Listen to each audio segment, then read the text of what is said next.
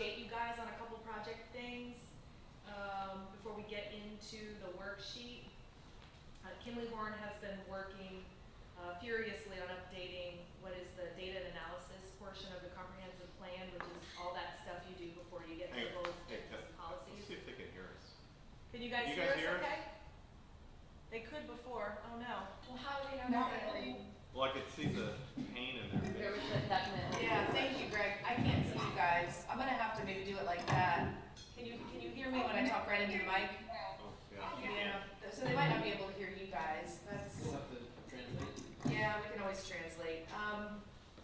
Or we could pass, if we had a wireless mic, that'd be fantastic, but we don't. Ooh, put that on the wish list. Pointing it. Wireless mic. Wireless mic. I am wireless. Kimley Horn has been working, again, I'll repeat so they can hear, the data and analysis portion of the comprehensive plan, which is all that stuff that we get to before we do the updated goals, objectives, and policies. Christian and I met with them a couple of weeks ago to really go through the comp plan and talk about each goal individually and each element of the comp plan and some new elements we're going to be adding. And we were just going to go through the goals, but we ended up going through most of the document and talking about all the things we heard at all the workshops, all the things that we've heard from council, and making sure everybody was on the same page with the type of changes that we want to see. So they're working on that right now. Our next round of workshops for the public will be in May and June, and I'm working on selecting dates for those now. We're going to try to do 2 public workshops, maybe at different days of the week to provide some more options for people. And then obviously one for our businesses and boards, and then finally ending up with council as the last one, similar to how we did last time. Still encouraging people to go to cojbupdate.com and fill out the survey and provide comments and send emails.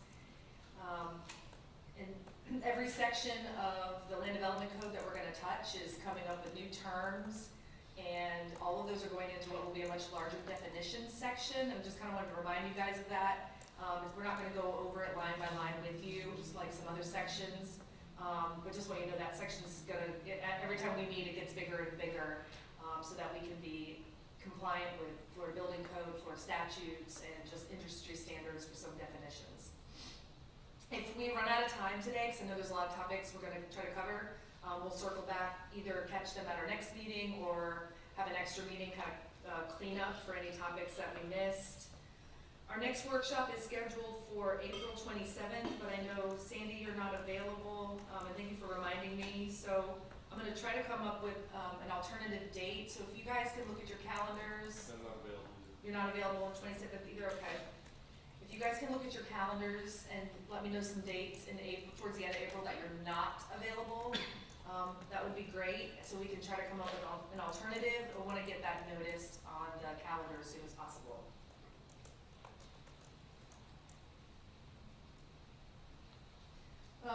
And those workshops that we'll have in May and into the beginning of June will start covering the proposed changes that we are going to be proposing for each of the comp plan and the land development code. Any questions about that before we dig into the topics? Awesome. So I think a lot of people probably see the supplemental standards section of the code and wonder what that is, and it really is kind of that catch-all for all the other things that don't necessarily fit anywhere else in the code. So the topics that I want to talk with you about tonight are going to be accessory structures, alcoholic beverage establishments, heavy vehicles, fences, outdoor restaurants and bars, vacation rentals, hardscaping and conditional uses, which is not all-inclusive to this section. But there are other things that we will be making changes to that we don't necessarily aren't going to discuss tonight, but we may need to pick them up later, such as compatibility setbacks. It's really just one paragraph. We already know we're going to go in there and strengthen that section that deals with commercial adjacent to residential. Home occupations, you guys already know we're preempted by the state in a lot of ways, so we'll update that section to be compliant with state statute. Same thing with medical marijuana treatment centers and personal wireless facilities. Our code's already compliant with statute on those, so if there's any changes, this session there aren't any that would impact those sections, but it's just something we keep an eye on for updating down the road. So those signaling that, and there are gonna be a whole lot of changes. I just wanted to let you know that we're not going through every section tonight. So, the first one that we wanna cover are accessory structures, specifically for residential. As you guys know, you've probably read this section of the code, hopefully, and the intent of residential accessory structures or buildings, they're intended for storage and parking. And anything incidental to the residential use. Historically, that's what they're intended for, but as we all know, in some cases, it might be a month ago, it might be 10 years ago, some of these have been converted into illegal dwelling units or sleeping quarters, and the city has really tried our best to prevent that from happening. We can't avoid them all. Some, like I said, have existed for a long time. A lot of other communities do allow them. They call them everything from granny flats to auxiliary dwelling units and everything in between. So really for us, for this discussion, is a kind of a question to council of your thoughts on, going one direction or another by explicitly either prohibiting them or potentially allowing them, and if allowing them, kind of what that looks like in terms of the code and ways that we can regulate them, because what's really happening is that their garages are being converted or they're being built as a workshop and converted when we leave after we, CO it, and they're coming in and doing things without permits. For us, it's an issue of safety and making sure they have the right safety features if someone is going to be inhabiting that space. So, we're looking to get some direction from council on this. We don't have a direction one way or the other, but if we are going to prohibit them, we want to strengthen the code. If we're going to allow them in some capacity, we want to make sure we come up with standards for them so it's consistent across the board. So we'll have to hear your thoughts on this one. Who's going first? What's the downside to allowing them? Well, I'll talk about the upside first. Okay. The upside of allowing them is that we can have some control over where they can go. So for example, only certain zoning districts, only on lots over a certain size, we can limit their size, we can require them to provide parking, and we can make sure that they're safe. So those are kind of the positive, and it could be one solution to affordable housing. The downside is that we're gonna have to be careful that we're not increasing the density in certain areas where it would be over what would be allowed in the comprehensive plan. Well, let's back up a second. You're saying accessory structures or ones that can be lived in? Yeah, both, basically. So we have people who have detached garages, detached sheds, things like that, that have over the years, so in some cases, been converted into some kind of living space where they might be having someone live in it as a rental, short-term or long-term. Well, Our code doesn't currently allow that, Right. but we know it's happening, and we've done what we can to prevent it from happening, but we know that they're out there. Sure. We want to make them safe. Well, that's why we have code enforcement. But Right. I would say that as far as accessory structures are concerned, in my opinion, I think it's great that we have them for storage and parking, especially if you look at a lot of these homes, such as mine, that was built in 1957, where they only have either a one-car carport or no garage at all, and there's not storage on property. Then you need an accessory storage for your lawnmower or stuff like that, or it's going to be an eyesore inside the yard. So I think for storage and parking, I'm good with it. As far as, I definitely see the risks that are involved if you turn it into living quarters, because then you have to deal with things like sewage, electric, and all the things that come with a living area, a residential area. So I'm not a big fan of accessory structures as a means of a living dwelling, a dwelling.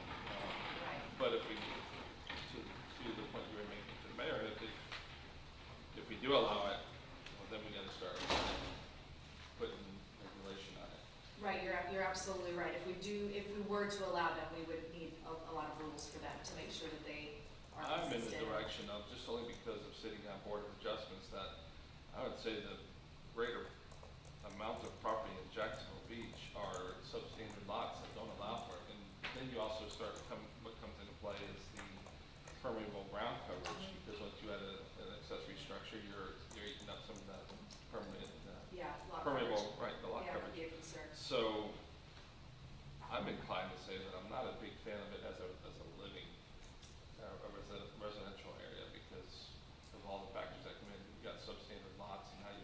trying to cram another living space on there.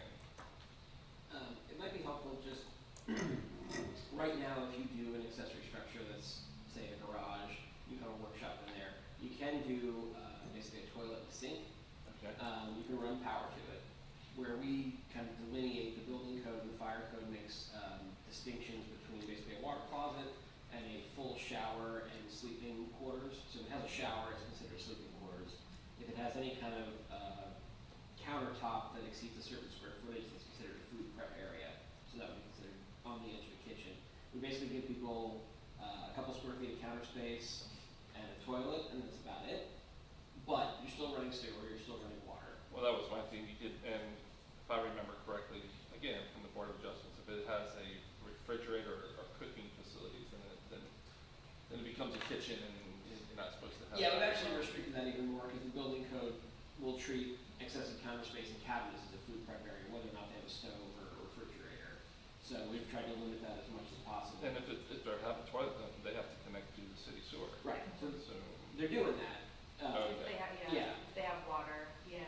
And right now, our accessory structures, are allowed to be as large as 625 square feet, which is pretty big for an efficiency. So, you know, if council wanted to move in the direction of allowing something like an auxiliary dwelling unit in certain circumstances, you know, we certainly would probably look at making that even smaller as a storage versus a living space. And Kristen brought up earlier, like Atlantic Beach, Neptune Beach allow them as like garage apartments, so second floor over a garage, for example, in some of their zoning districts. And you mentioned Riverside does the same thing, Right. and I think Avondale, so, but that's above the garage. above a garage, Our code right? doesn't Our allow code doesn't allow an that. accessory structure to exceed 15 feet, so you can't literally put a second story on a garage right now. You could prior to, I think, 2003 or 2004, so you'll You're see talking a about few standard. around. Yeah, so Yeah. if you had an existing garage, you Detached. can't put a second story on it right now. Right, Mhm. yeah. Here's my question and my thinking. To me, if we've got a single-family residential zone, it should be single-family residential. That's where my head goes, because that's why we have that zoning. Otherwise, why do we have that zoning? So I would have concerns with allowing them in light, looking at it that way. There is a high demand. I will say that that's probably the number one question I get, because a lot of people are moving their parents in, or they're looking for a place for their kids who are, can't find a job, they're out of college. So, I probably get 3 or 4 requests a week now, and that's not counting the ones that we know people have gone in and converted after the fact. Not no, but we're pretty sure. We try and limit the amount of plumbing they can have and things like that, so it's really hard to retrofit, but there's plenty of contractors that are happy to go in and do it without permits. So I don't want to lead you down the road thinking that they're not out there and they're not still happening. Well, I'm Oh, sure. no, I know. And we don't catch them. Yeah, I'm sure we're out there. Eyes are I know catching they're out them and there. figuring out when they were done and trying to get a handle on that from a code enforcement perspective and trying to go back in and, they're not allowed. So in this case, we've said you gotta take out the kitchen. But again, oftentimes we don't know, and then they're in the backyard, we can't go back there to confirm it at all, so. I don't have a horrible, I'm not completely against it if it is family, if it is a child, or if it's a mother-in-law or something, that everyone can use these as short-term rentals. And Right. that's my Yeah, concern. they would. Well, and that's what's And happening, you can't, isn't it? you can't keep them from doing it. The short-term rentals, yeah, and the way the statute is written, it doesn't prohibit, I don't think we can even prohibit them from being used as short-term rentals. And especially if it's an owner-occupied, Yep. single-family home. Exactly. If Yeah. that's their short-term rental, they don't even fall under the rules of the statute because it's owner-occupied less than 50%, That's why so. Yeah, if I'm leaning on the line, I'm leaning on it not being available for residential, just strictly Okay. storage and parking. That's just me though. If I had my vote. And I would like to be supportive of this, but I think that's my biggest concern, because it will be a gateway Yeah. to a new avenue. It certainly could be, it is tough because, there are the positive side of perhaps having a little bit of an affordable housing option out there, but we can't really regulate who stays in it. So I know some communities have tried with deed restrictions, and that's just really difficult too, so. Greg, do you have any thoughts to add? I mean, we've been down this road, right, a Yeah. lot over the years. And we are talking detached, right? Yes, Yeah. yeah, detached. So, single-family residential, I think it's tough. I mean, there are some areas where you see a lot of it in Neptune Beach, specifically between Third Street and the beach, that have some great, detached, structures, but I have a lot of concern about it as well, especially around short-term rental and Yeah. all that. So unless we can figure out a way to delineate some way, which is gonna be, I think, tough, then Yeah. Yeah, give me a compelling argument to vote for it, is my thing.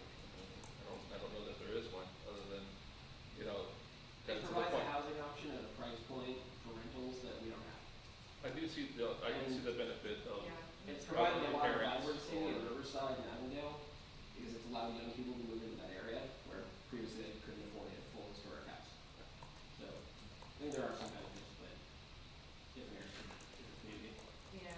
I would say that there is no guarantee that it would be affordable though. Well, that's a good point. We can't guarantee it would be affordable. Yeah.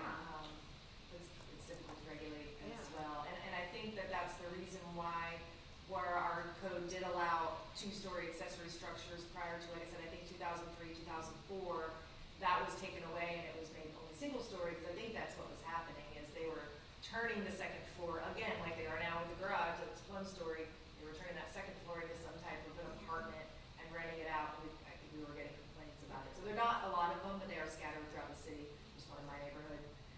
It's not an apartment, but it could be probably very easily, so. Okay, well, I think we've got some direction on that. Sophie and Blair, do you guys have anything to add to the accessory structure conversation? I know you can't hear everybody very well. You handled it. Yep, we got you. Okay, great. Thank you, guys. Yeah, just so you guys know, we did meet with Kim Wheeler to go over all these prior to, so they kind of, they gave they gave their input prior to, so we really appreciate them being available. So we'll move on to the next topic, unless you guys have anything else on that. We'll move on. Talk about alcohol. This is a fun one. Yeah, margaritas after this. So it's come up a few times in some rezoning applications, as you guys probably remember from recent council meetings, the proximity requirement. So the code currently requires bars to be 500 feet from each other, door to door, as a pedestrian travels, essentially. In most establishments that are exempt are hotels with 100 rooms, and then our 4 COP special restaurants. But this rule applies to any establishment that is devoted primarily to the consumption of alcohol on premises. So it would be either a 2 COP or one of our 4 COP quota licenses. It's come up a few times, like I said, applicants wanting to waive that rule of the 500 feet. So again, this is really more of a question for council, looking for some direction for us in updating the code. If council's interested in looking at this proximity rule, creating any exemption zones, or leaving it just like it is. it can be approved through conditional use. Or that's an option as well, yeah. I would leave it alone and make Well, it. there is no automatic waiver for the proximity, sorry. The only way to kind of get out of that, if you will, is through a rezoning and kind of write that in as part of the rezoning. Which, I think it would be easier to control if they're closer together. How many COP quotas, we have 13? we have 12 quota, Instead of 2 having package all stores, 10 spread bars. out, it seems like the more they are together, the easier it would be for our Cape officers to control it. It's a conversation with PD for sure. I'd like his input on it. It's worth mentioning that, all bars downtown for the most part are all non-conforming because of their proximity, so.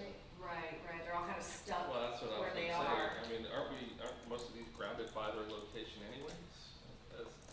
Yes, so any drinking establishment, if that's their primary purpose, does require conditional use approval, but they can't be 500 feet from each other. So downtown, like Kristen said, they've all been here so long, most of them don't have conditional use because they existed prior to the code. And if any of them were to close for more than 6 months, like we experienced with Bose, for example, they couldn't reestablish in that location without making some changes or doing some things. So we haven't experienced that yet, except with Bose Coral Reef when they closed and were vacant for 3 years. But if any of the other bars downtown, and I think the only 2 quota licenses outside of downtown are Monkey's Uncle and Ginger's, the rest are in the core, and they all are closer than 500 feet to each other. So it's, again, something to think about, to consider. I appreciate your question about the police department's take on it. What's the significance of 500 feet? Best as I can tell, it's a standard that the state has for the schools, and I think most local communities just adopted it. Jacksonville actually has 1,500 in some cases, but obviously they have a ton more real estate than we do. But 500 in small towns is pretty common. I think it comes from the state.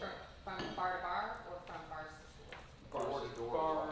Bars to churches. It's measured differently. Some of them are door to door, some of them are property line.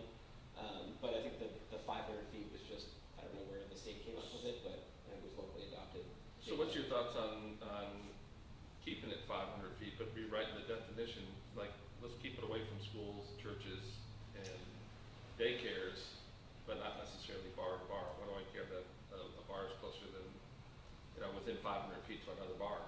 So I think probably the concern was concentration, like, if you have them all in well, one place. that's already there. But it, yeah, Concentration, but good or bad. you're right, it already existed before this was written. Yeah, we Right. didn't even have, the intent of talking about proximity from schools and churches, because 500 feet Yeah. is totally fine. Well, I guess what I'm just Really just exploring bar a to bar, different yeah. direction, right, is can we just look at it in terms of who we don't want exposed to the bars? But then, we did a variance to have Ocean City Church come within 500 feet of another bar. They chose to do that, but now does it preclude other establishments from coming within 500 feet of them, even though they said, no, we want to be, Next to a we're bar. okay with it being 500 feet within. Still exists. It's still, yeah, now it's there, so that, yeah. And there are some nuances when it comes to the definition of churches. So Jacksonville doesn't necessarily count a church that rents a space in a shopping center, Okay. whereas we do We do. currently. So that can be problematic. They require a certain amount of real estate for a church without some types of exemptions. So there's a lot of nuance that you can play with on that regard. But currently, yeah, if a church moves in somewhere, they're basically blotting out that area from any future bars or maybe Well, you existing kind of bars. make That's my weird point with that to church pull my because that's point their- there, right? Let's work on the definition, because if they do move in, Yeah, I mean, if they're willing to be there, I don't know that it should negatively affect the bars Exactly, or it shouldn't there. affect anybody else. Yeah, 'Cause so that's kind of there could be a that's process kind of to their determine that. mission, and they hold services in bars. well, what would, let me ask, They do. This is a new Yeah, yeah. concept to me. yeah, but Church and a bar. wouldn't there be some kind of legal standing if there's, we have a code, if a bar is in existence and somebody moves in, Right. they can't turn around and say, hey, you need to move your bar. We just moved in here and the code No, they have said. to move the bar, I mean, you just could put a. I know, I'm being facetious about it, but you're opening up a legal issue there, I Well, they think. would be able to persist as not a non-conformity, but the issue Yeah. becomes then if they close for renovation or something, they may not be able to reopen, which is what happened to Bose. Yeah, and really the reason we wanted to bring this up is just like what Corey said, there is a clustering of bars in our central core, which is where they mostly exist. They were all there before the code, so.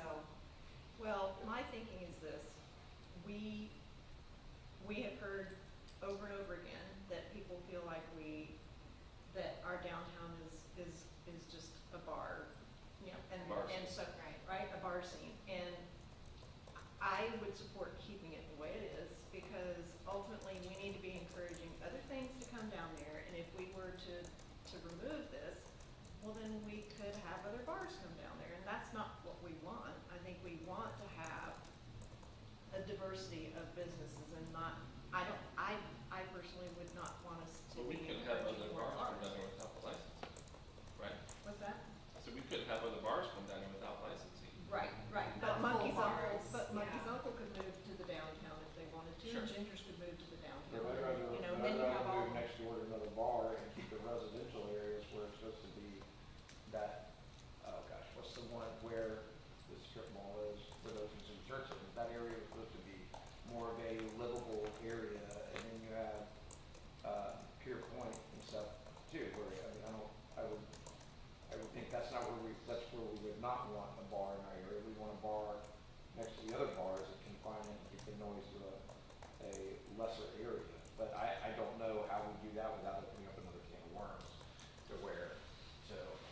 Just to kind of throw another wrench into it, there's a bill, House Bill 639, Yeah, thank you. is slated to remove the square footage requirement and seating requirements for special restaurant licenses. 369, 639. 630? I don't know the comparable Senate bill, but basically, what we try to do with the J bill, they would basically eliminate any of those requirements. So as long as you are 51% food, there's no size requirement for a restaurant. So you could go in any place downtown and have a full liquor license with 10 tables. Which, yes, they're serving food, but I don't know that that's really But what they we still expect to be a restaurant. 51% though. They have to be 51%, yeah. But if their sale volume is really low, I don't know, how many beers they sell versus how many sandwiches. No, and there's not a lot of auditing for that, so. Yeah. I see what you're saying, but to what Heather's saying is the bars that already exist down here already exist. And so it's not because of the 500-foot rule or whatever.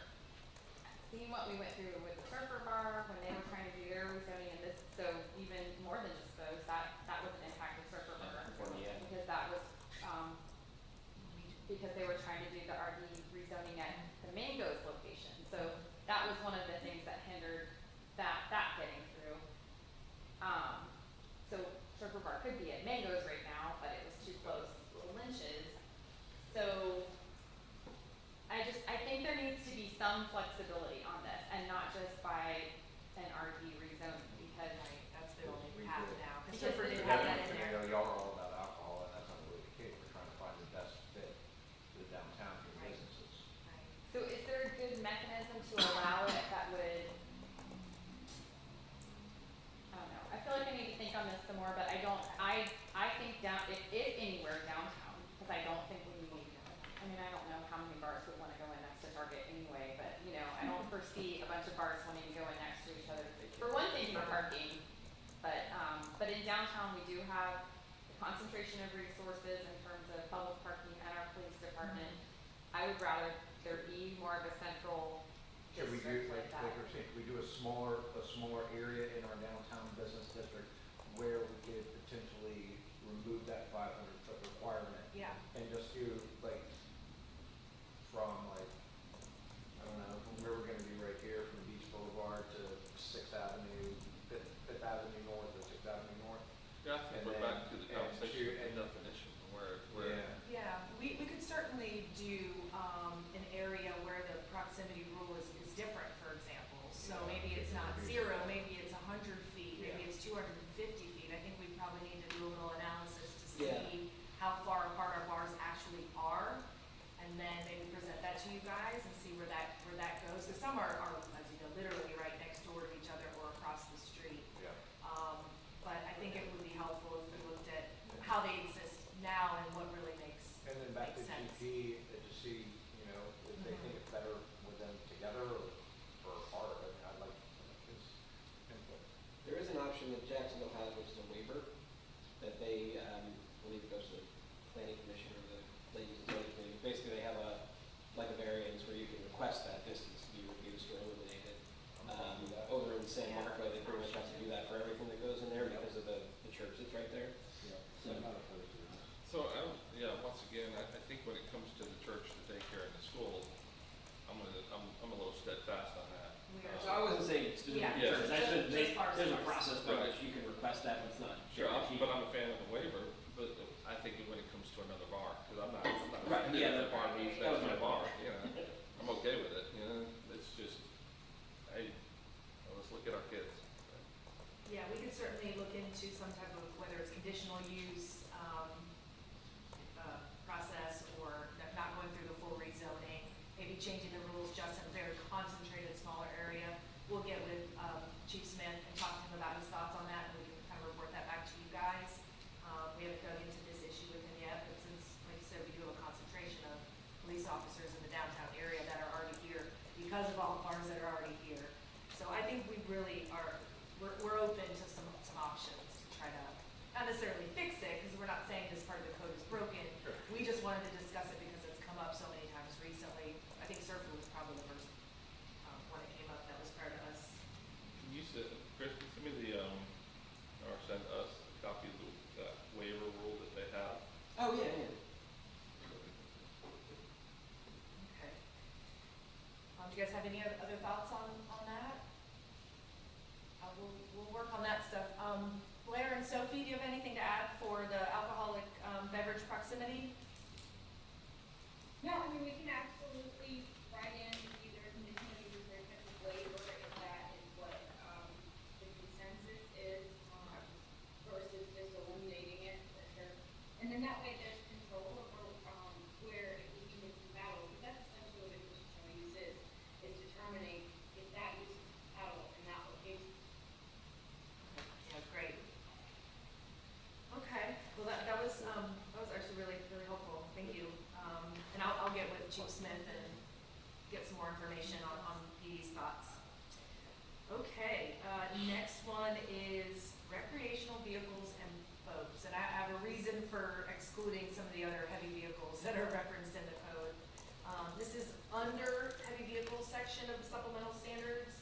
And right now, the code basically says, no parking of certain heavy vehicles in the right of way, in the front setback.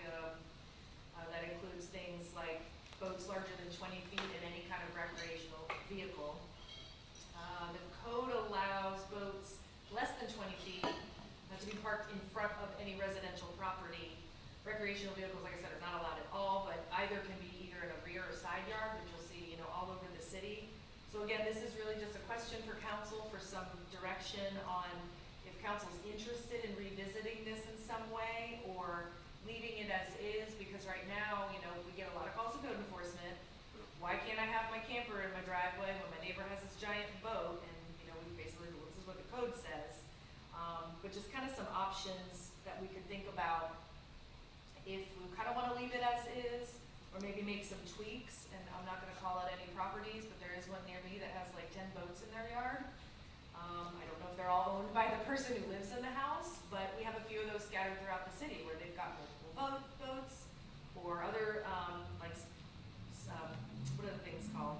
Wave runners, jet skis, thank you. And so just some thoughts that we had with if some changes are going to be considered to look at maybe limiting boat storage if we're going to allow people to have them. I mean, obviously this is an island, just not everybody has a boat.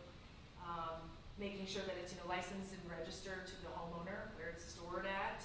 Making sure that there's limiting the number of boats perhaps to a certain number, 1 or 2, not 10.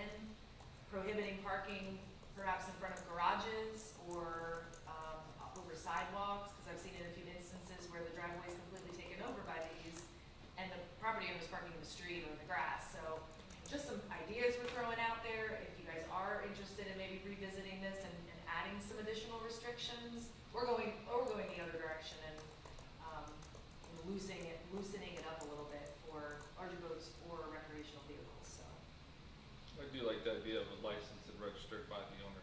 I think that's a must. It belongs to the person that's at the property. That's a good idea. Beyond that, I don't want to get too far to the narrative of, like, I like to brag to everyone who lives in a subdivision. I don't have an HOA. I live in Jacksonville Beach. And I don't think there should be an HOA, within reason.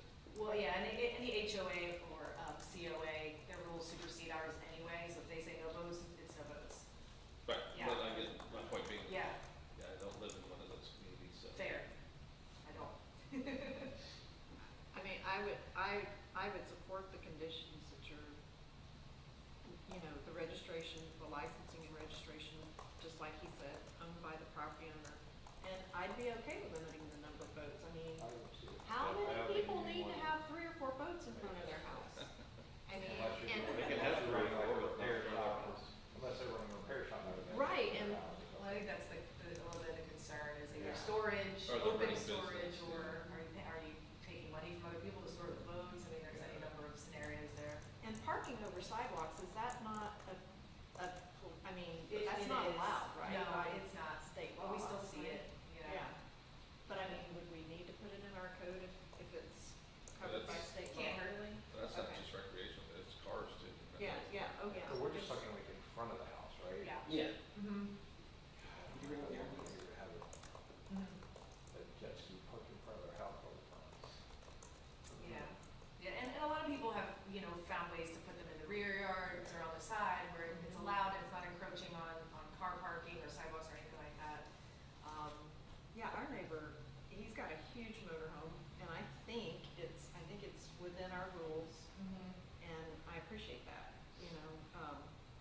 Still causes issues, cause then he parks in front of it, and then I can't see around his car to pull out, but, I mean, at least he's, 15 feet in the side yard and 20 feet sticking out, right?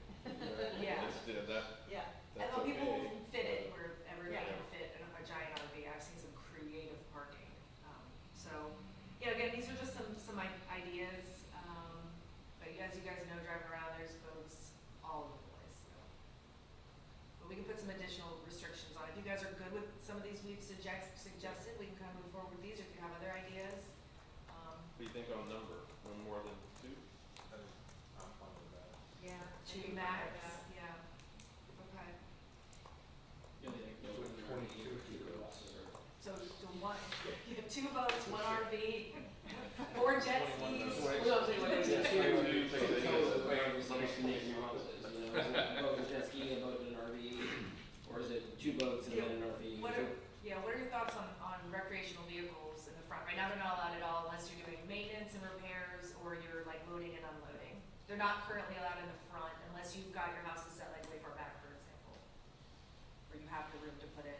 Not on the street, that's. Well, for sure. no, never on the street. I'm talking about like front yards, I mean, if it was, storage. I think it's back to if it's less than 20 feet. I mean, I. You call it trailers or Yeah, I don't something think, like that. I don't think a 40-foot, Yeah, pre-post. yeah, Pre-post RV in the front yard is, you know. Then, I mean, if we're not limiting the size of those, why are we limiting the size of boats? Well, yeah, well, RVs are not allowed to be Right, parked in that's- front at all, Right. under any size. I'm fine with that. So if you have a 40-foot RV, you can't go 20 feet down the side and 20 feet coming out? You could potentially, yeah, if it's out of the setback. I've seen a few parked like that creatively, half in the side yard sticking out a little. So quick question, only because I've seen a few of these around the city, where it's either a recreation vehicle or perhaps a converted bus, and the owner is doing work on it for what would be considered extended periods of time. Yeah.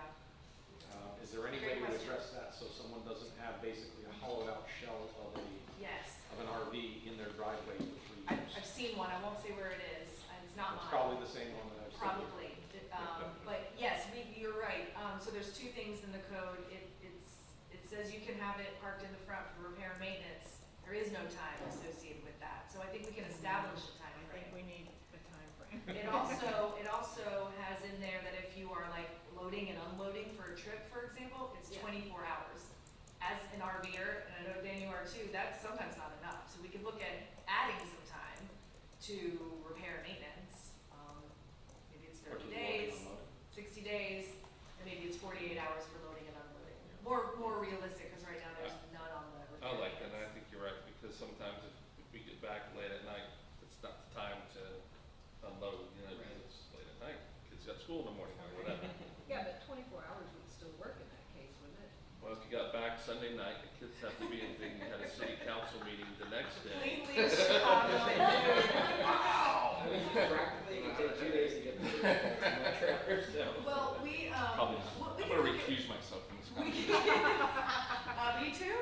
We can look and see just what some other communities have done for best practices for timing for repair and maintenance and timing for loading and unloading, because, I mean, it's not unique to our code. Other places will have something similar, so. I like the direction, I like the 48 hours, I like the 30 days. That's reasonable, I think. And in these days and times, I know that parts, God, no, I know parts aren't lead time. So, That's fair. Well, and I say 30 days because there is also a section of this code that allows for, you're not allowed to live in your RV if it's anywhere on your property. yeah. But the code does allow for occupation of an RV if your house is like under construction with a permit from code enforcement for no more than 30 days. Wow. We don't do it often. Since I've been here, I'm only aware of one instance that it's happened. And then we had somebody who was using one as an Airbnb. Yes. Yes, Wow. they have Did removed you all know the about that? infrastructure. That was taken care of Yep. as soon as we were made aware of it. Well, I'm not a fan of the octopus. So, it was a really creative setup, but we were like, it stay on the Airbnb and the camper. So 30 days is probably reasonable for repair and maintenance. If you need more than that, then it should probably be somewhere else where somebody else is doing If it. it's a pet project, Right, rebuilding it on my spare time. and now it's been there for 6 years. Again, I'm not going to tell you where I've seen this one, but, I know it. I think, and again, if we are changing these rules, especially as the boats, because that sounds like that's gonna be the most impactful. It'll take us a while to kind of get around and let people know, like, hey, you're 10 boats, you can only have 2 now, and it's gotta be, parked off to the side of the driveway and registered and all that stuff, so, it's a change we'll have to kind of get to incrementally as we are made aware of them. But if you guys are good with some of those, we'll move forward, we'll look at this change in that direction, cool. Okay, any other thoughts on boats and RVs? Blair and Sophie, do you guys have anything to add? Nope. Awesome. All right, next is fences. So we recently updated the code to add 8-foot solid fences where a single-family home backs up to a commercial or industrial. For our friends over there off of Penman was kind of where that got started, but What about if it backs up to like A1A?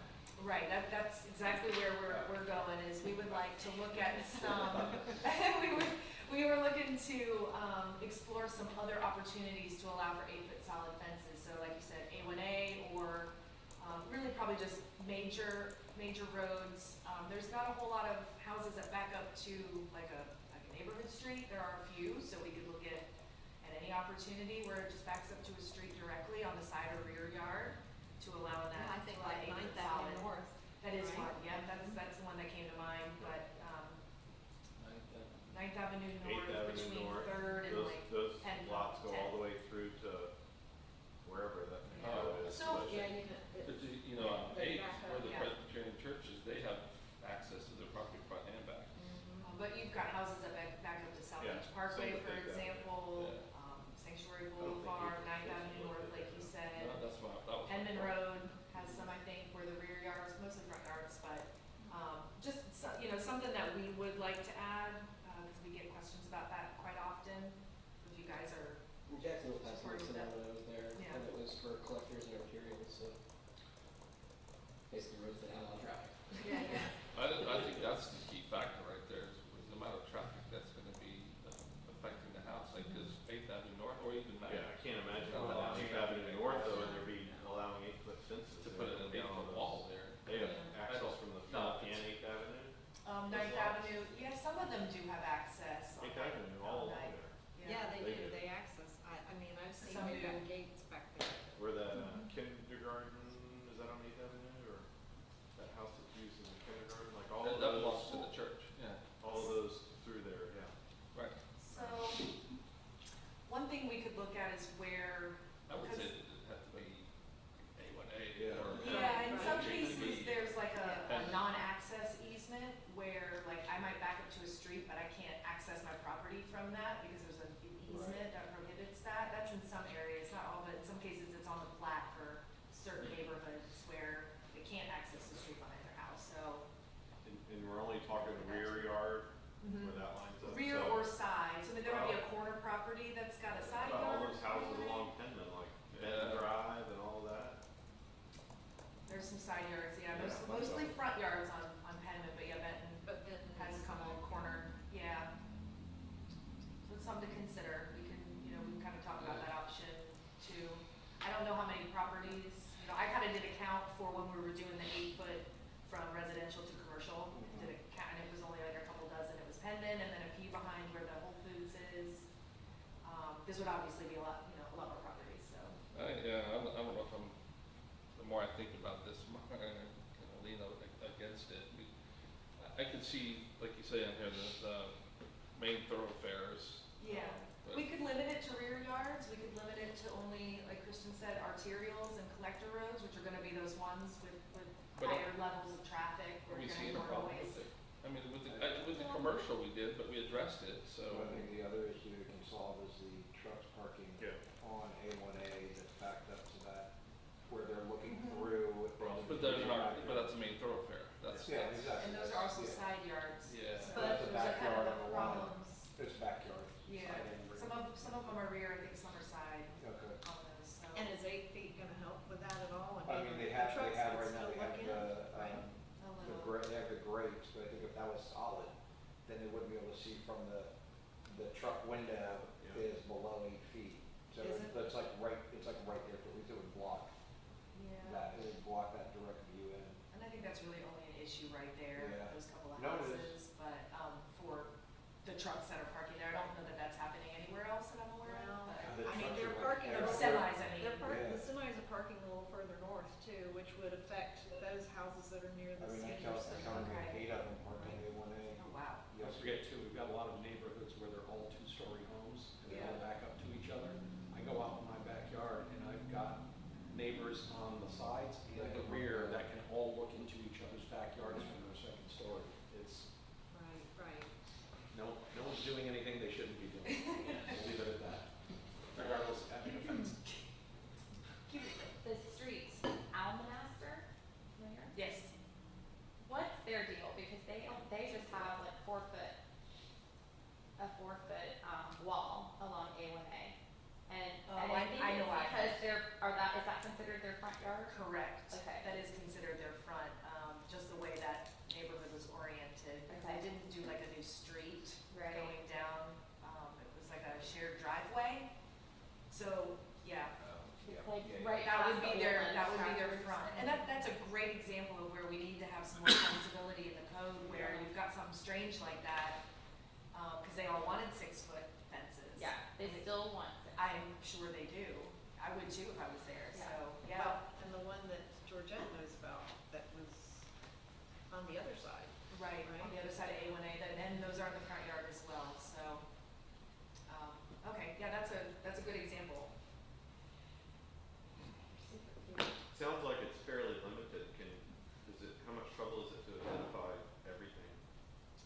I mean, we could look at some pockets where we think that, this would be an impact, of where people might be likely to ask for an 8-foot solid fence. Well, and I don't want to get too loosey-goosey on the situation either, but would this be one of these situations where we could say, we're gonna let the city manager's best discretion on, or yours, or a Like an combination? administrative Right, approval. administrative approval approach to it, like, We could, it's gotta be something really, sort of like the commercial fence, the house is commercial yeah. property, where two of you kind of look at it and go, Yeah. we got a problem here, we need to resolve it. Yeah, I think that if we look at where we think it would be the most useful, and we can put standards in the code that are that specific, then I think the impact would be minimal. I think the only concern I would have is where you've got, and I'll use Jacksonville Drive as an example, because I drive down it all the time. The neighborhoods that are on the north side of the road, they all have a wooden fence. If this guy wants an 8-foot fence and this one doesn't, and then you've got kind of this number Yeah. going here, that would be my one concern, is having that kind of variation in fences, potentially. One person wants to do it and the rest of them don't. Just aesthetically could might not still- be pleasing, You but could still have you could that if still have somebody that. wanted to put a Exactly. 4-foot and somebody else Right. wanted to you put a could still 6-foot. have that. So now we're back to the HOA thing. Yeah, exactly, and they might have an HOA in a That's what I was particular thinking, neighborhood, they but show you now. Yeah. they do, but like Tim said, some don't, so. Okay, we'll do a little more analysis on that and see where we think it would be impactful, and kind of go from there with proposing some ideas, so. Yeah, I like the administrative approach to it. Okay. Blair, Sophie, any thoughts on fences? Nope, got it. Okay, awesome. All right, next is outdoor bars and restaurants. It was maybe about a year ago that we updated the code to allow for 50% for outdoor seating of the indoor area. And there was some discussion on potentially increasing that, sometime in the future. So, I'm posing that question to you guys now, if this is the appropriate time to revisit that and increase. And if so, would that be, citywide or concentrated in a certain area, such as maybe Beach Boulevard and maybe downtown or downtown incentive zone?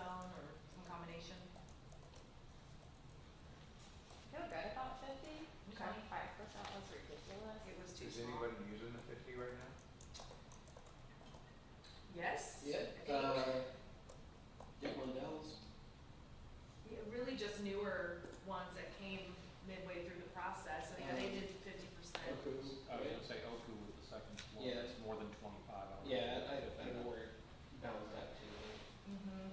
I think what else we had. Yeah, I can't, I get off the top of But my I mean, head. I does that, can't- and that outdoor 50 counts towards their seating for SRX?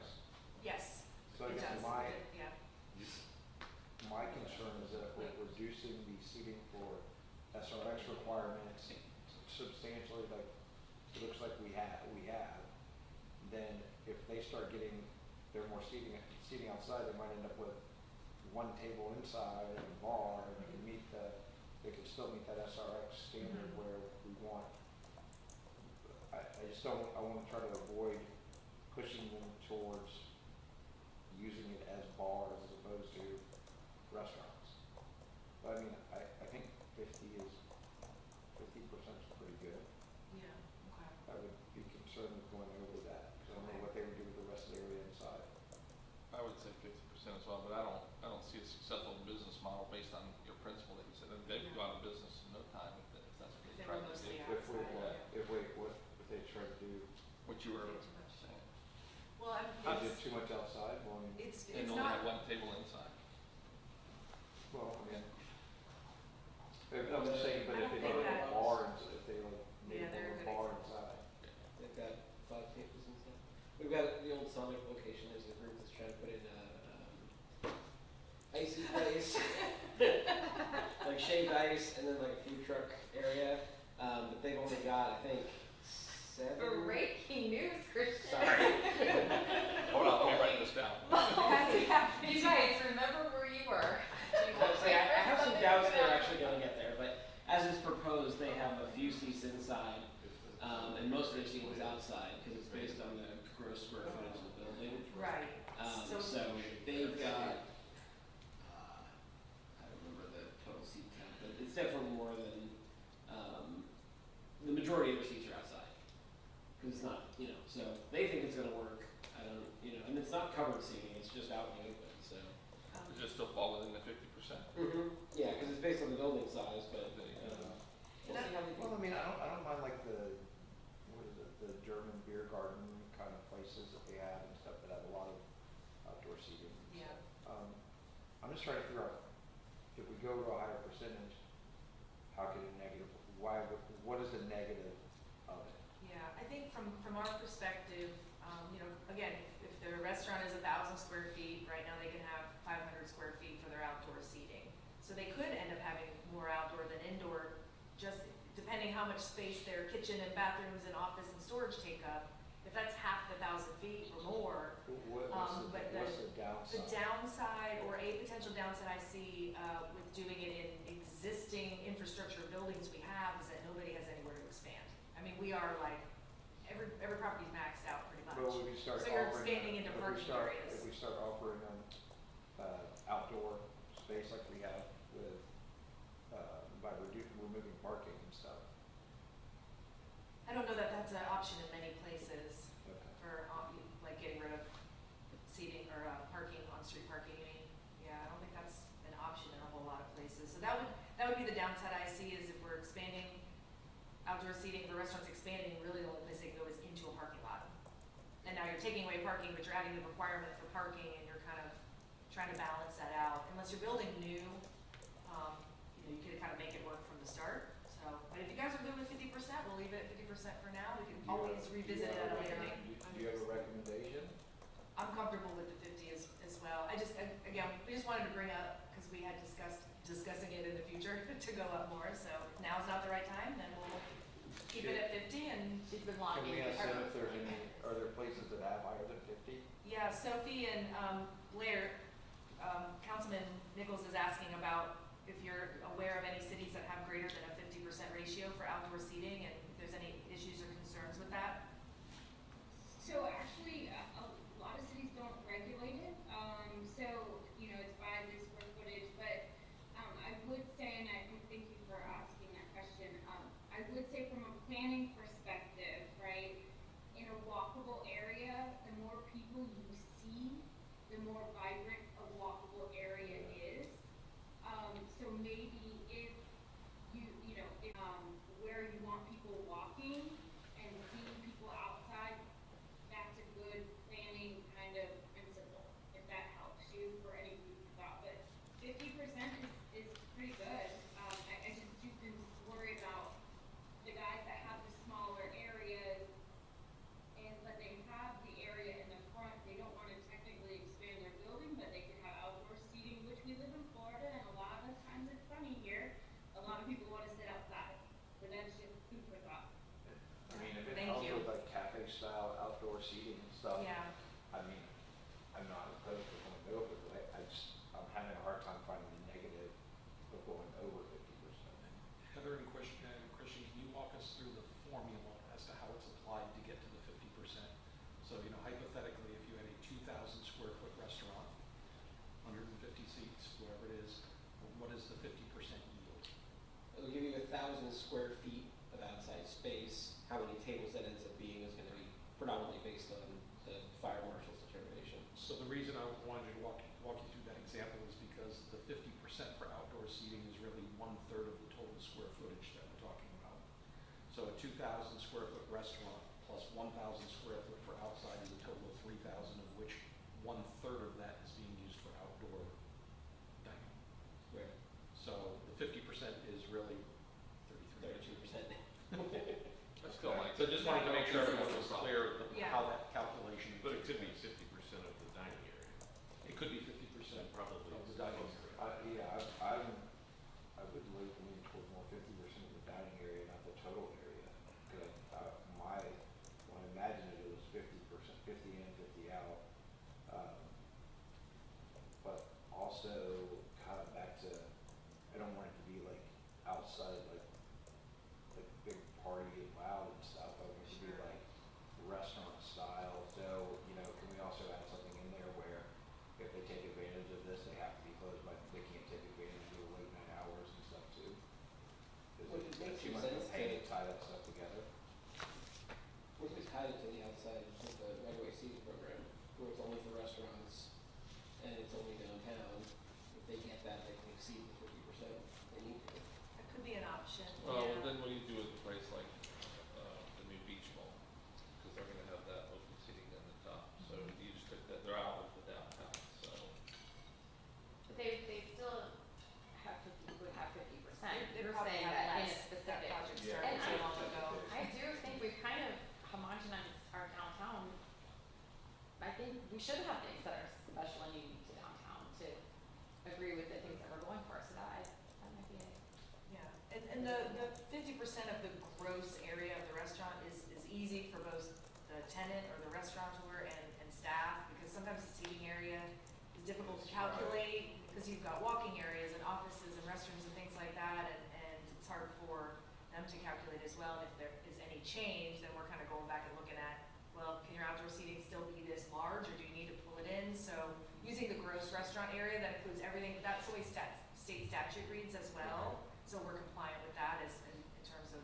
It also doesn't punish places like Oakley that have huge kitchens. Right, Yeah, And yeah. they didn't have the Massive exterior Well, in some area. cases, the outdoor could be quite a bit It- bigger it than could. the indoor seating area, so I'd say Absolutely. do that 100%. But I don't have a problem with that. I don't see the negative, I don't see the negative to it. I'd rather.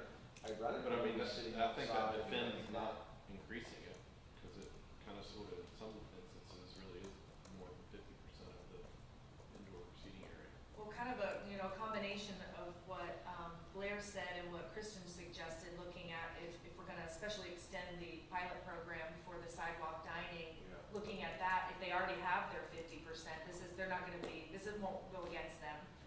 They can have that extra, whatever it ends up being, so that's something we can write into the code. Okay. Cool. The next one, vacation rentals, as much as I would love to talk about all the things we can do to fix this, we all know that we can't do anything to fix it right now. The way the state has preempted us, so there is a bill in play right now, Senate Bill 714. I don't know the companion House bill, but it's 833. basically, thank you, Sandy, I knew you would know. It essentially is almost identical to the one they had last year. I don't know that there's many changes. It limits what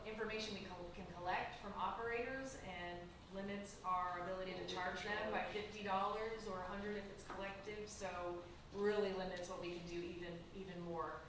So we're just waiting to see what happens with that. And it doesn't allow us to have occupancy limits.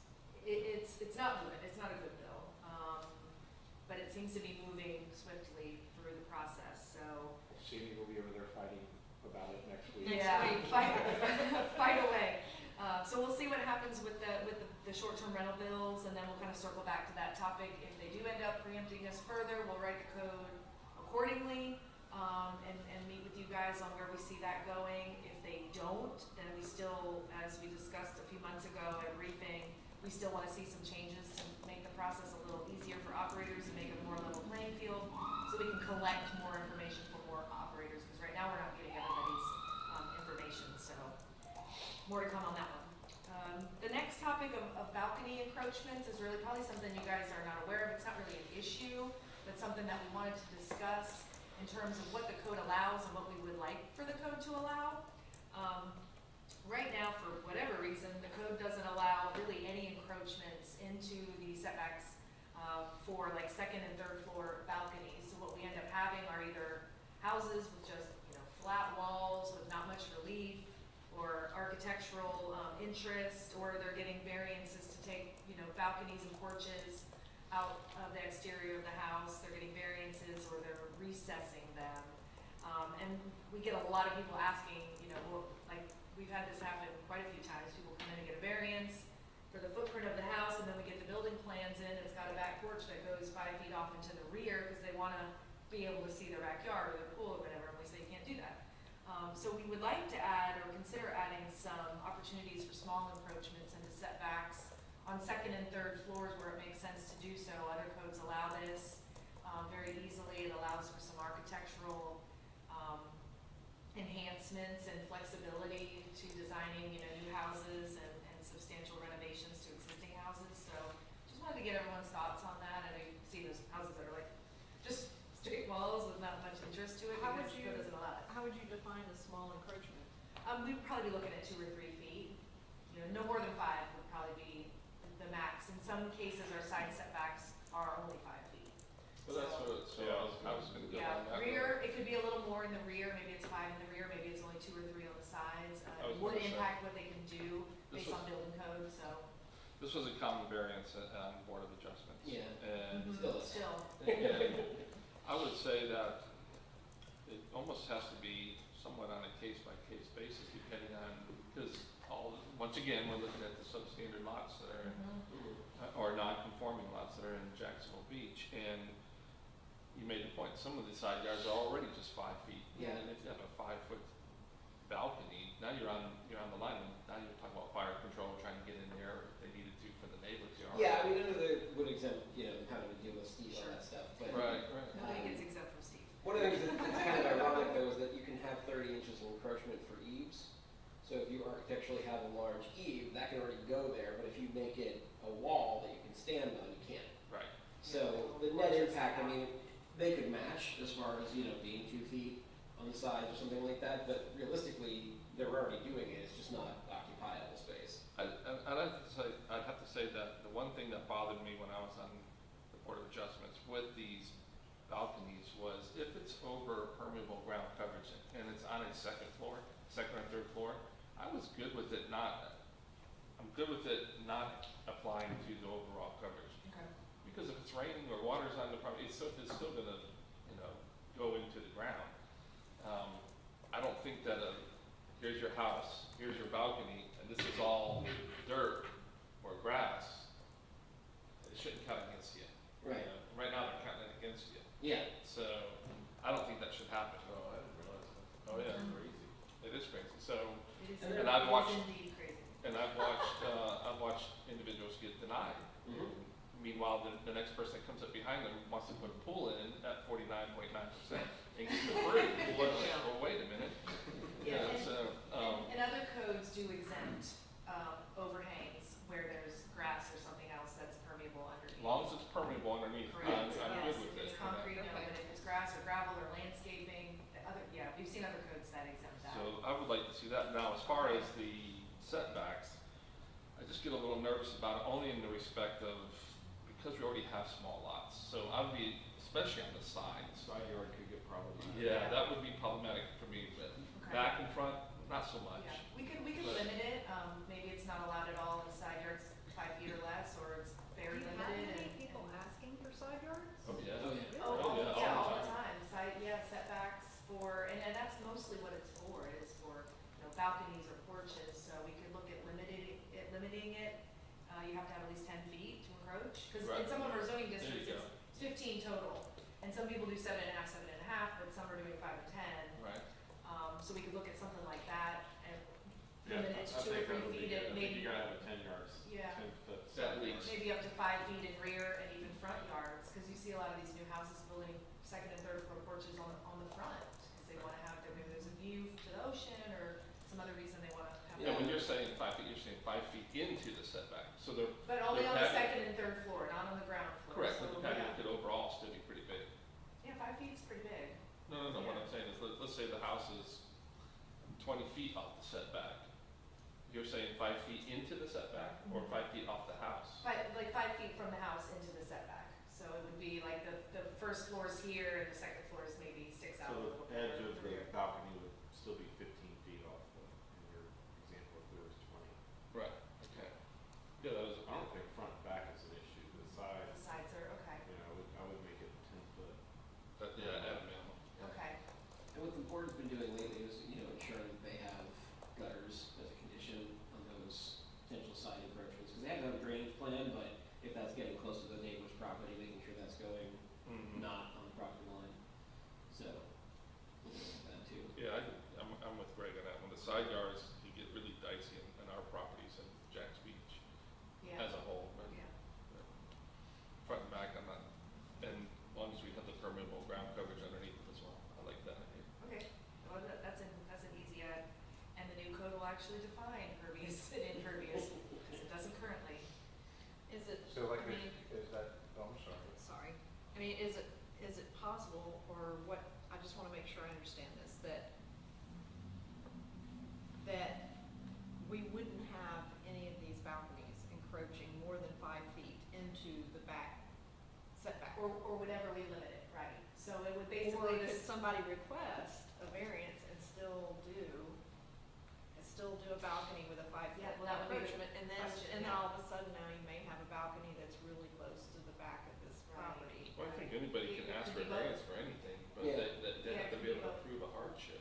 And right. that's not gonna be the easy thing. I would say it could be both. It could be you automatically get that extra 3 or 5 feet to encroach on the second and third floor, but if you want more than that, then that's when the variance process.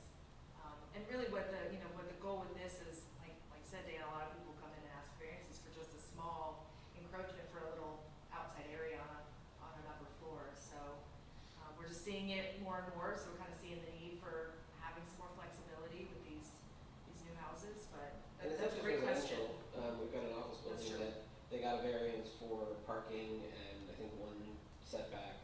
It's a very small lot, they're doing parking underneath and 3 stories. And in the design phase for the actual building, they realized that they wanted to do balconies. They ended up having to come back for a second variance to do front and side balcony in the second and third story. So there are commercial implications for it as well. It's the same guys. Vapor Gray did that too. Yeah. Mm-hmm. And it's gonna be a beautiful building, but again, they didn't know when they turned in the first variance that the owner wanted to have these balconies and, But I think, yeah, but Some commercial falls flexibility under a would whole be different nice. set of rules than residential, doesn't it? It does, except that the setback encroachments still don't apply to yeah, cantilevered spaces, so. it applies to everything. And this, the setbacks for commercial are, only 10 feet on the front and corner sides. So, but we could consider doing it for all structures with the way it is written now. Just looking to allow some more flexibility for design and things like that. So, any other thoughts on that fun little topic? Blair and Sophie, any thoughts on the balconies or any other encroachments? No, I just a quick thought that, this isn't the right of way, right? They're not gonna be in the right of way, it's still on their No. property, so Yeah. they're not gonna affect. Private So- property, not the right of way, correct. Yeah. Yeah, thank you for clarifying that. Okay, I think we might actually finish all of our topics, so yay. The next one is. You're telling me Curse big. yourself. Literally just like this, waiting I'm to gonna go. No, I open didn't. that up. No, I didn't. It stopped, I heard it. Okay, so the next thing is hardscaping, and again, this is really just our opportunity to kind of clarify some stuff that's not clarified in the current code. Things like decks and patios and walkways. We would like to add a whole new section under supplemental standards that actually deals with these type of structures, because it's not clear. There's been a lot of confusion in the past. I'm sure that you've heard it on the Board of Adjustment, the Planning Commission as well. Just kind of how do we treat these things, and, you know, back to my previous comment of defining pervious versus impervious, the new code will do that. It doesn't now. By policy, we've made some internal changes where we allow credit for pervious pavers and things like decking that has holes in it and there's dirt underneath and water can go right through. And try to, again, allow some more flexibility for property owners where it makes sense to do so, but we really would like to put that in the code and really codify those flexible materials. The driveways look really weird when you have gravel and brick pave. I mean, Yeah. like, it seems like you should be able to there should be some kind of pavers to allow it to Yeah. be pervious, because all that's not running into the Sure. street, it's running into the grass. And we anyway. allow people to use them, but we don't have any standard to say, other than the policy we put together, it says, okay, well, we'll give you some level of credit based on, you know, the material specs you give us, say, those are 20% pervious pavers, we'll give you that credit. Yeah. But the code doesn't technically allow for that, so that's been an interpretation on our end, but we would like to add a whole section about Yeah, codify. using them and making sure that they're built to the specs so that they actually do what they're supposed to, and really just giving people flexibility. We don't like the pavers or the wheel strips at all. Yeah, those are They terrible. look bad, they're not well maintained in a lot of cases, and half the time people come back and we're not looking and pave the whole driveway anyway, and then here we go, we're right back at the lot coverage issue. And then they Well, I set think up. that's, And then well, that was yeah. the first thing I was gonna bring up. Here we are talking about hardscaping, but we're back to the lot coverage issue. It's always gonna be So, that, yeah. well, I mean, this is our opportunity though, with the redesign of the LDC. Do we redefine what an RS1 is, or do we address the lot coverage to be? That's in the next Good. workshop. You're Yeah, gonna we have got to a wait whole for thing that now and- conversation. Okay. That's in there that we're not done. Well, this kind of ties He's into gonna that. do Yeah, that. Maybe and something that'll that be we the move next to. Yeah. Next workshop. But you're not wrong. That's probably So something does that this tie into hardscaping. Does Right. this tie into that? Do we wanna, does this one need to be discussed along with that? I don't think so. Really, we're just looking again for Identification. codifying the code. Well, I'll give you an example. The code basically says your parking area has to be paved. So the interpretation has always been like, well, concrete or pavers. But some people want to do those open cell pavers that you can park on. You'll see them somewhere like southeast Jack's Beach. There's a few properties that have open cell. They maybe have grass or gravel or something else in between. We've never considered that paved. Right. But should we? Should we allow that as a flexible material and say if it's at least so much percentage of paved with their open cell that we're gonna let you use it as your residential driveway, or even a certain percentage of commercial? We talked about that under parking. We just really, right now, it's like paved. That's it. It's the only option. So we just, again, looking for opportunities for more flexibility as people are coming in and, you know, And more honestly, and more clarity, yeah, and trying to do creative things with their properties. You'll see AstroTurf some places as well, people doing putting greens. Yep. I would love a putting green, but the trees are like, I don't know. So, okay, so I mean, I kind of get a feeling you guys are good with us clarifying and getting some more detail in there. Okay, yeah. Cool. Blair, Sophie, any thoughts on hardscaping? No. They're ready to get out of here too. Not even raining where you are, is it? Got 15 minutes. We can do It's this. sunny out. We can do this. Okay. I'm gonna do this. We're gonna be done soon. Okay, so the last thing under supplemental standards are standards and conditions for specific uses, and the majority of those are conditional uses. So these are things like bars, daycares, gas stations, junk and salvage yards, campgrounds, outdoor restaurants, and a few other uses. As we take conditional use applications to the Planning Commission, which we do, you know, almost monthly, the Planning Commission is or has the ability to, and is charged with coming up with conditions for specific uses. So to clarify for everyone what a conditional use is, are there uses that are generally not compatible with other uses in the district, but with certain controls and specific review are considered acceptable in that particular zoning district. So for example, we allow certain types of offices to be in multifamily residential zoning districts. But again, the planning commission is responsible for, with the assistance of staff, of saying, okay, well, you should maybe approve this, or we should approve this, but under these conditions. What we would like to do is look at those list of conditional uses that the code allows, come up with a set of conditions for each one that's already in the code. So when we're taking applications for these type of requests to the planning commission, we can say, staff recommends approval, but under the list of conditions in section blah, blah, blah of the code. Like I said, some of them already exist for certain uses. We're gonna take a look at those, see if they still make sense. But we would like to broaden this section and clarify some common best practice standards and conditions for uses that, again, are okay to be allowed under the right conditions in certain areas, but that normally would be automatically allowed administratively. Can you give some examples? Yeah, give me a couple of examples. Yeah, I got all kinds of different ideas. So I'll use, because I know Greg and I think Georgette, you're familiar with the cupcake place, the Ugly Muffin, and it was a restaurant on Fifth Avenue South and First. By the park. By the park, So in a red, their food was really good. And And they had waffles, gluten-free probably. vegan muffins. I'm sad to see them close, but they were a restaurant in a residential zoning district. So when the planning commission approved them, they said, okay, sure, but you're limited to your hours of operation. You have to close at, I think it was 2 or 3 o'clock. So that's an example of something we can look at, and maybe that was specific to them. You know, what we're kind of looking at is, you know, those type of conditions. So whether it's lighting or buffering, hours of operation, parking, landscaping, things like that, that would make that use less potentially negative impactful to the area around it. Seems like a lot of work on the front end without really knowing the specific situation, because it seems like it would be so. Well, these would be minimum conditions. Yeah, minimum bare, yeah. Sometimes they, like, in Jacksonville, you can have a church in a residential zone if you have so much acreage and you provide, you know, if you're gonna have a school attached to it, you have a playground, it's fenced.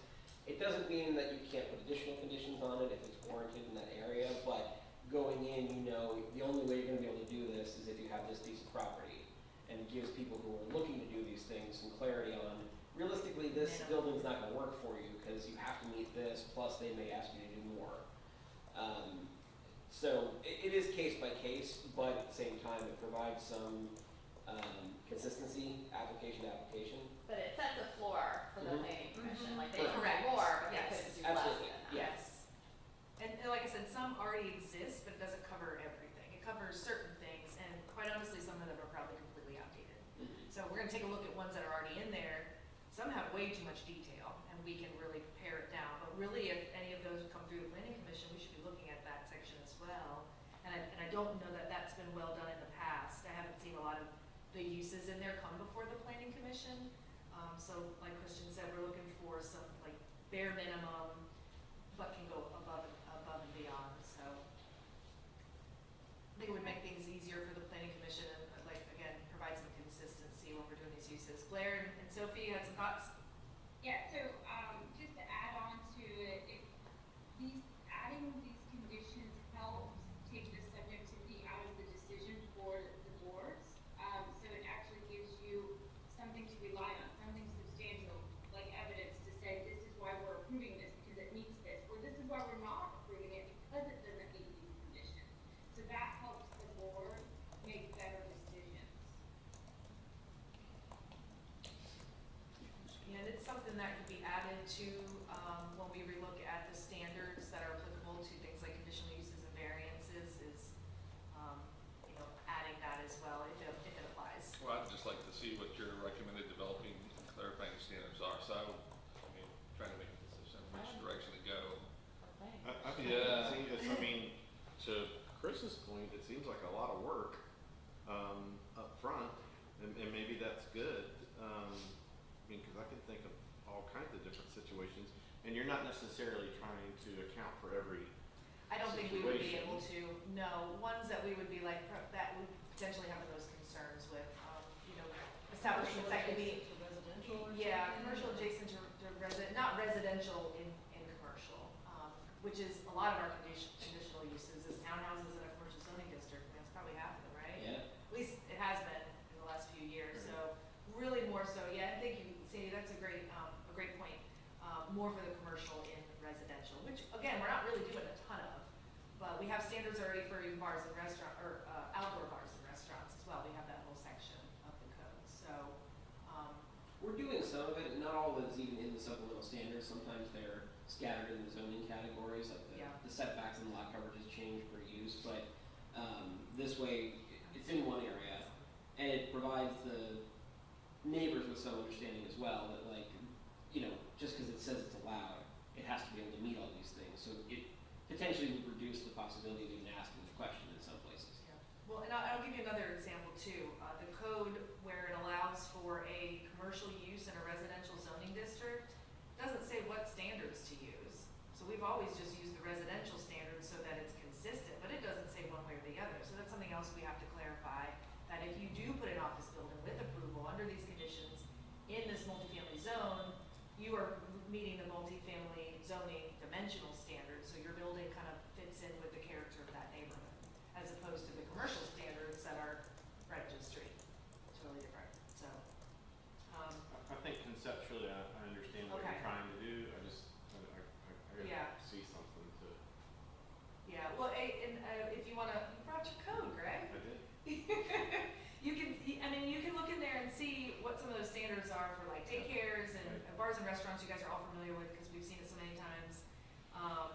You know, junk and salvage yards, that's one of them as well, it has to do with fencing and noise and stuff like that, so.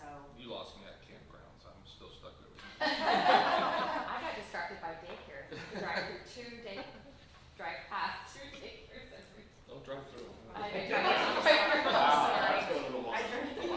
They just like pull over to the side of the road and kids start running everywhere. It was Everywhere. very dicey. That was one of the things that was a pretty hot topic in Jacksonville, was whether daycares needed to have, you know, stacking for loading and unloading, or Yes. just Which would parking. be required. Right, so that's a specific condition to that use that, There's plenty of parking and a driveway, they just won't stop in the middle. well, that's, I may or may That's not a do huge that problem. at Fletcher. I totally do that. Everybody I'm does. sorry, I'm not mom, I just stop in the But you middle don't of have a the road. two-year-old that's launching out of the I car. have a 14-year-old No, that but all melts those- out of the car Yeah, very but slowly those- at 7 in the morning. And I'm sure you've experienced the 12 to 14-year-old dodging in between the cars. Well, that's They You do gotta it. watch, yeah, so anyway, yeah, I know that's kind of a complicated issue, but we, you know, we think it's worth looking into.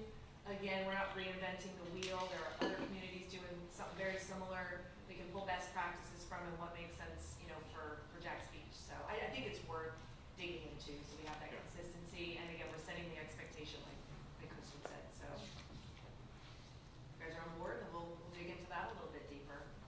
Do you have a community you could share with us, just so we can look at it and see what you're talking about? We can try to find some examples, yeah. And again, there's already examples in our code of the things that I listed on the sheet. We just don't have everything, and I think some are too detailed and some we don't have. Like, there's not a standard list of conditions for a commercial office building in a residential zoning district. So that's one we want to add.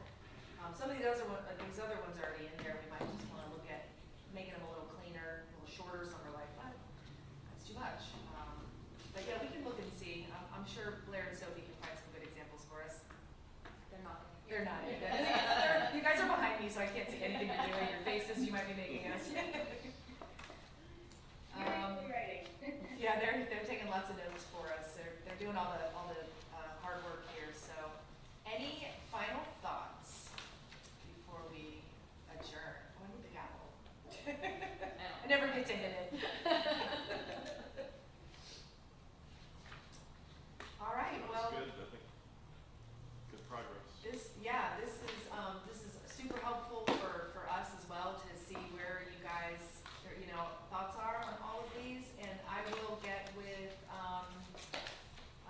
Mr. Horn and Mesa to just kind of go over this with them and get their feedback as well. And we'll